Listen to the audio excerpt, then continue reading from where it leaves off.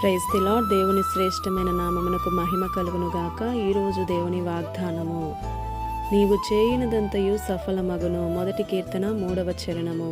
ఈ ఉదయకాల సమయంలో ఘనుడు గొప్పవాడైన దేవుడే మనందరితో మాట్లాడుతున్నాడు. మీరు చేయినదంతయు సఫలమగును అని. ఆది కాండంలో 39వ అధ్యాయంలో యోసేపు అనే భక్తుడి గురించి మనం చూస్తాం. 3వ వచనంలో ఉంటుంది, యెహోవా యోసేపుకు తోడై ఉండటం వల్ల అతడు చేయనిదంతయు సఫలమగునని. ఏ పనైనా ఎక్కడికి వెళ్ళినా కారణం దేవుని తోడై ఉండడం వలన. యోసేపు మంచి భక్తుడు, భయభక్తులు గలవాడు. ప్రతి విషయంలో దేవునికి భయపడేవాడు. పాపానికి దూరంగా పారిపోయాడు. పరిశుద్ధతను కాపాడుకున్న వ్యక్తి. అందుకే దేవుడు అతనికి తోడై ఉన్నాడు. పొతీఫర్ ఇంట్లో ఉన్ననూ సరే, నింద వేయాలని చూసినా కూడా, జైల్లో వేసినా కూడా అక్కడ కూడా ఆశీర్వదిస్తూనే వచ్చాడు దేవుడు. ప్రధానమంత్రిగా దీవింపబడ్డాడు.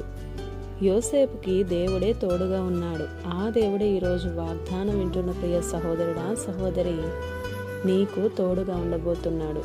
మనం ఎక్కడ ఉండకూడదో, ఎక్కడ నిలవకూడదో, ఎక్కడ కూర్చుండకూడదో అలా మనం జీవించగలిగితే ఖచ్చితంగా మనం ఏం చేసినా మన ప్రయత్నాలన్నీ సఫలమవుతాయి.